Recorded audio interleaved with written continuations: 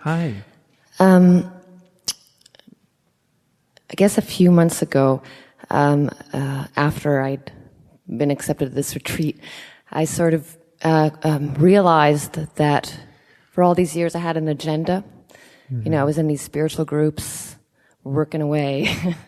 We were going to do it, you know, or whatever. Just a real deep agenda to get out of this, you know. To get out of this? To get out of... What did that mean for you? To get out of the suffering, I see. the sin, what you call, or the dukkha, whatever. I really wanted out. Yes. And I thought, okay, well, if I do all these things, you know, because I was with groups that were promoting that idea, and yes. it was fine by me because somehow I really believed it deep down, you know. And then a few months ago, it really came crashing down. No way, it's not going to happen. You know, like it's just impossible. Like, as much as I can do that, as I can keep my feet on the ground through gravity, like I just don't, like it's not possible. Do you know? So that agenda was kind of out the door. And since then, I've been sort of just like, things could really easily fall apart. Do you know what I mean? Like I don't feel like doing anything. I don't feel like doing the work I'm doing. I don't feel like, you know, it's just like, it's almost like that sort of... Oh, yes, a big chunk of yourself fell apart, didn't it? I think so. Yes. So now what? I mean, it's really confusing and it's kind of scary, you know? Yes, it is. Especially for someone like me who's really like, who's been very controlling and sort of, you know, like, you know, give me the to-do list, you know, I can do it, right? So someone like me, to have that is really destabilizing. And yes. It's very scary, and I sit on my deck, and it's not like I enjoy sitting on my deck at this point. I'm just sitting there kind of like, you know, like a bit lost and not, you know, not happy about it, you know? Yeah. So I guess my question is, I mean, this is new to me, and I feel very stuck. Yeah, in this. I imagine place. You do. Yeah. Yeah. So I don't know what to do, basically. Yeah. At this point. Okay. Stop doing. Okay. That's very difficult. Further. I'm sorry. Consider further. Further. Keep going. And that doesn't mean go somewhere other than where you are. Mm-hmm. I can't really tell you what that means, but it just means keep going. You're entirely right.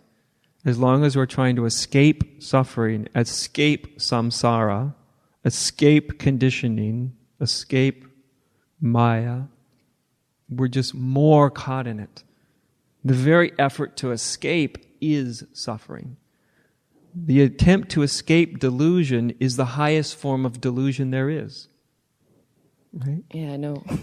And then maybe if you're lucky, it all comes crashing down. And you realize that most of the suffering you're actually generating because you're trying to escape suffering. It's sort of a self-fulfilling prophecy. The more you try to get out, the more you're in. Paradoxically, the only way out is to be completely and absolutely trapped.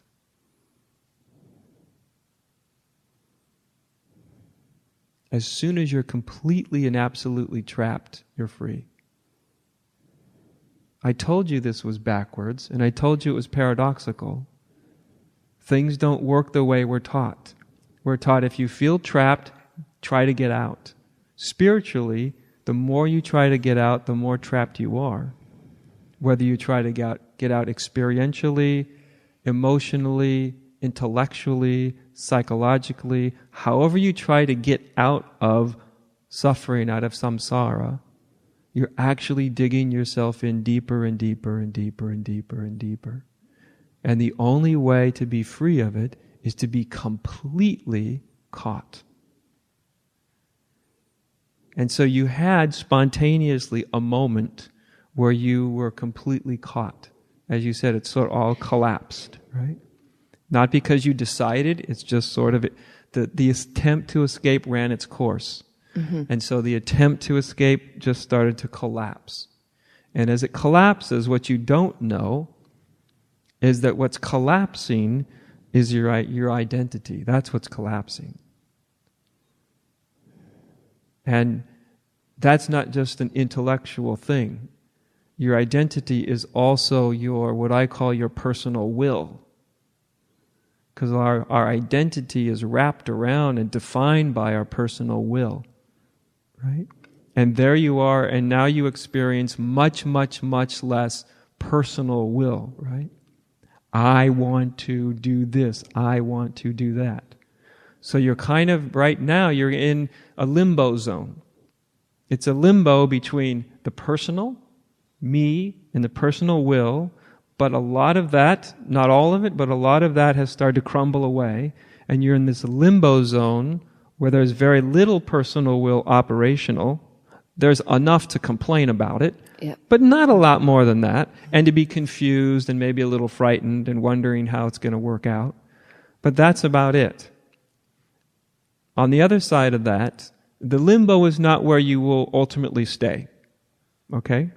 Don't worry about it. You're not going to stay in that limbo. The limbo zone isn't the ultimate destination.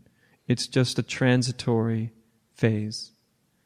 And the transitory phase is all about surrender. It's all about letting go and letting go and letting go into right where you are. Even if it's confusing, it's a little frightening, it's letting go even of more of that sort of, like I said, what I call personal will. It's an act of surrender. Because it's the act of surrender that brings the deeper, reveals the deeper level of consciousness, right? Where you are not moved by what can be called personal, but you're moved by the whole. You're moved by existence. You're moved by life. If you are religious, it's the experience of God moving through you and as you.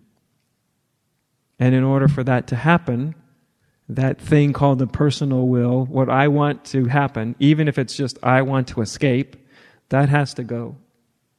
And it is going. And it will continue to go.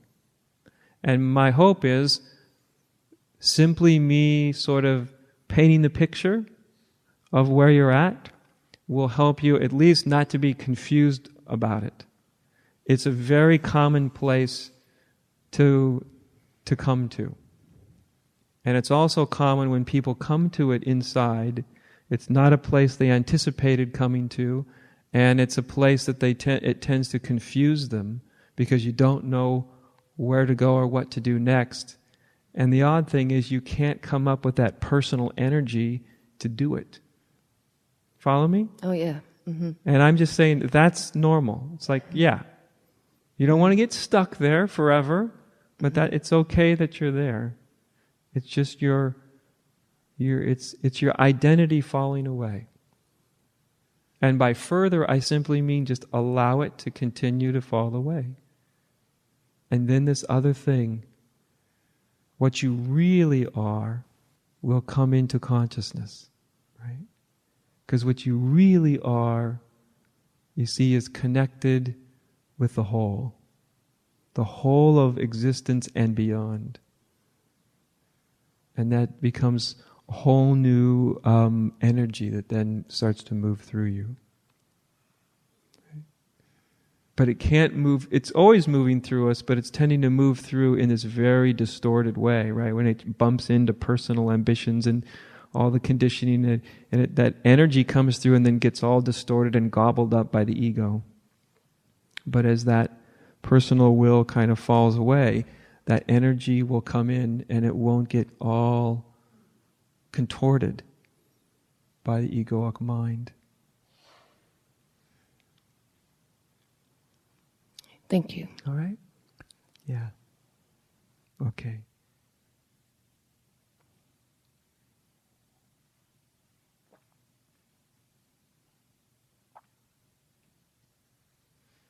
As I said, it's one of those things that, one doesn't necessarily anticipate.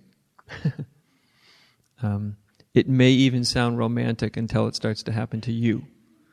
And your sort of personal will, or you could just think of it as personal drive. Your personal drive starts to dry up. And it can be very, very confusing because your personal drive is also mixed in with all of your spiritual drive. A lot of the spiritual drive is actually this very personal drive. And you don't know that until the bottom starts to fall out, And you don't have to become disillusioned, but very often this real falling away happens when people meet a moment of real disillusionment. You're like, this isn't working. I can't do this. I've been at this for 2 decades and it's all come to naught. And this moment of disillusionment which people generally protect themselves from constantly. About the time we're going to get disillusioned, we just sort of do a little sidestep and get interested in something else for a while. Right?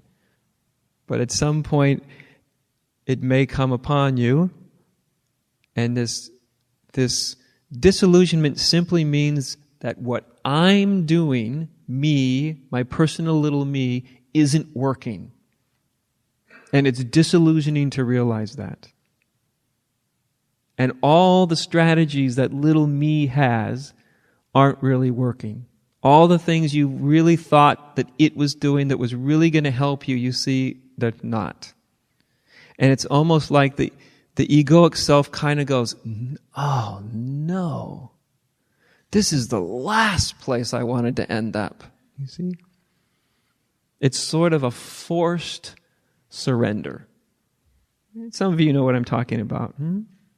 It's sort of a forced surrender. I call it fierce grace.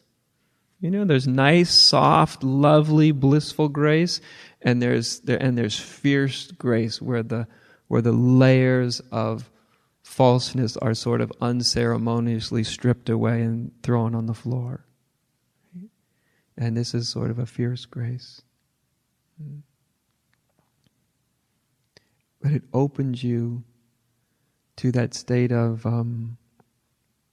innocence. Because that's all, you don't have to go through what I'm talking about. Some people don't. But it just returns you, it's about returning to a state of innocence, right? Of real openness, availability. It's harder for a camel to pass through the eye of a needle than a rich man to get into heaven. That's what Jesus was communicating. How are you going to fit through the eye of a needle? How are all your ideas and beliefs going to fit through the eye of a needle? They not. When you go through the eye of the needle, it strips them all away from you. You had that happen? Yeah, some people have. And you feel it. When it happens to you, it's not theoretical anymore. You feel it. Whoosh.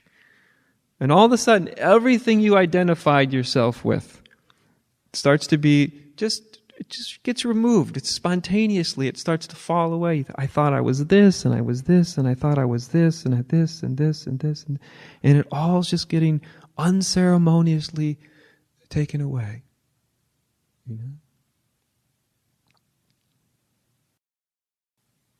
And it's actually an act of great compassion.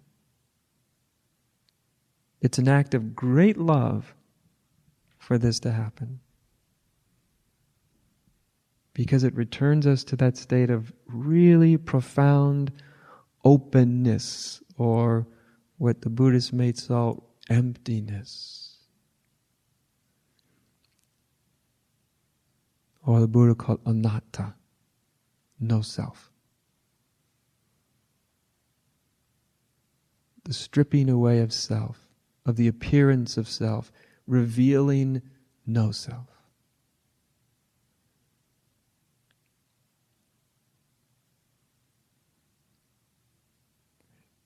You experience your own no-thingness. No self reveals the self.